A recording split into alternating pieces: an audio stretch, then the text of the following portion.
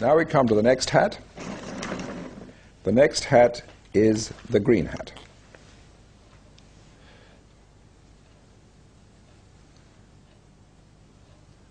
You can think of green as vegetation, growth, energy, branches, sprouts. The green hat is the creative hat.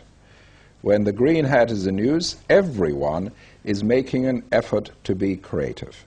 It is not just a matter of one person in the meeting having ideas and everyone being ready to jump on that person and attack those ideas. Everyone is expected to be creative. Be creative or keep quiet. Creative, we're looking for new ideas. We're looking for alternatives. We're looking for possibilities, and provocation and lateral thinking also come under the green hat. Now, a very, very important word on that list is possibilities. Possibilities is the most important word behind Western progress in science and technology. Many people say our progress is due to information and logical deduction. That is total nonsense, total nonsense. Without possibilities, we would have got nowhere. Why is it so important? Because in science, you have evidence. Then someone comes along with a creative possibility, which we call a hypothesis. That allows us to focus attention, collect more information, design experiments, gives us something to work towards. Now, it's true that knowing that our hypothesis is going to be criticized, going to be attacked, we try harder to build up supporting evidence. But the critical destruction of a hypothesis has never produced a better one. A better one is produced by someone coming along with a new possibility and a new possibility. That is the basis of progress in science. In technology, the possibility is the vision. We have this vision, we can imagine something, and then we try and work towards it. So important is a possibility system that we can see what happens to a major culture which never developed the possibility system. China. 2,000 years ago, China was way ahead of the Western technology. They had gunpowder, rockets, bronze, paper, and so on. Had they continued at the same rate, today China would be far ahead of the West. Highly intelligent people, very, very intelligent people who work and study very hard. Didn't happen. Why? Because at this stage, the technicians were trying things out. Let's try this, let's try that, making progress. Then it got into the hands of the scholars. Now, the scholars were very keen to describe everything. Everything was tied up in description packages. The Chinese never developed the concept of the hypothesis. So their progress came to a dead end. Where did the hypothesis come from? Also came from Greek thinking, but the Greek thinking before the Gang of Three, the pre-Socratic thinkers who were much better thinkers. So the possibility system, very, very important part of the green hat system. Creativity, possibility, very important. Then we come to the last of the hats. The last of the hats is the blue hat.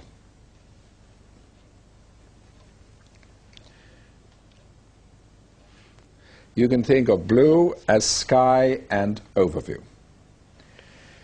The other hats are looking at the subject, looking at the content of the thinking. The blue hat is looking at the process itself. The blue hat is standing back, looking at the thinking. Just as the conductor of an orchestra is getting the best out of the orchestra by having the instruments play as they're supposed to play, just as the ringmaster of a circus is organizing which events happen, so the blue hat is looking at the thinking itself, the processes of thinking. The blue hat will say, how do we define the situation? With what do we want to end up? The blue hat is concerned with decisions, summaries, outcomes, next step. Very, very key. So what we have there is these 6 hats. Six hats allow us to think in parallel. So at one moment, instead of traditional argument, A and B may both be wearing the white hat. What information do we have here? Then A and B together might be wearing the green hat. What are the alternatives? What are the ideas? What are the possibilities? Then they might be wearing the black hat, the caution. What might go wrong? What do we need to think about? Then the yellow hat, and so on and so on. So although we're thinking cooperatively, you're still going all around the subject to get a full view of that subject. Now, the advantage of the method is that you're using all the intelligence, all the information, all the experience of everyone at any moment. It is not a matter of people dividing into for and against and so on. Now, of course, people always say, yes, well, I'm thinking of anything, I always look at the pros and cons, a balanced view. When you do experiments and you get people to use the hat explicitly, you get huge changes, 300, 400, even 500% changes, big changes, just by asking people explicitly to do what they claim to be doing. Now, the reasons you get these changes is, one of the main things is what I call separation. That when we're normally thinking, we're trying to do everything at the same moment. For example, we might be being cautious, intuitive, creative, all at the same moment. Here we say, no, let's do one thing at a time. Let's have our mind being creative at one moment, intuitive, cautious, all at different times, not all at the same moment. Now, there is some evidence that the way the brain works, the balance of neurotransmitters in the brain, is different when we're thinking creatively from when we're thinking positively, from when we're thinking cautiously. If this is so, then there's an absolute need to separate out the modes of thinking, because you cannot do all the modes of thinking optimally at any one point. It's rather like if you're playing golf and you have your driver, which is good for long shots, and you have your putter, which is good for putting.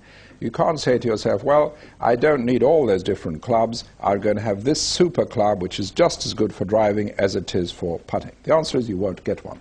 It will always be suboptimal on anything. Similarly, when you believe that you're thinking optimally, you never are. You're thinking suboptimally in every different mode.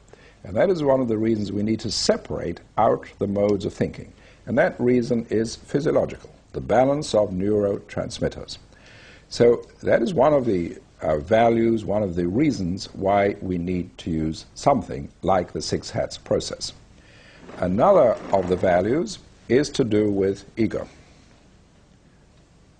That one of the biggest problems in thinking is people's ego. That if you don't like an idea, you're not going to try and find anything in its favor.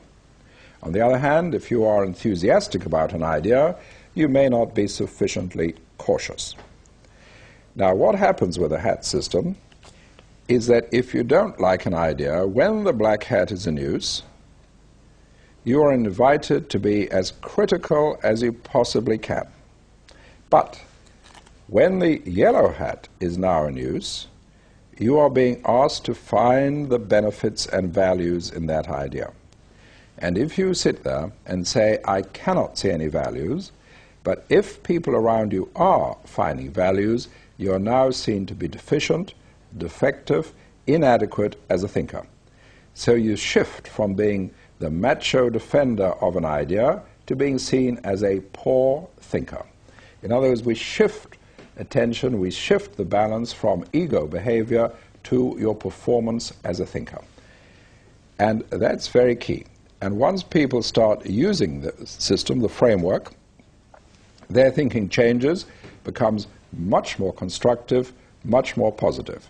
We no longer have the argument mode, which really is a sort of a transfer of a fight or a battle into another mode.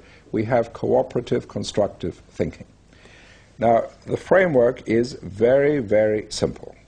I mentioned earlier that it's used from top corporations, their senior executive worldwide, IBM, Prudential, Nabisco, Ford, Texas Instruments, Federal Express, NASA, the space agency use it, and so on and so on.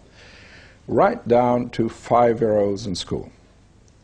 So it's something which is very simple to teach and very simple to use. There's nothing complex about it.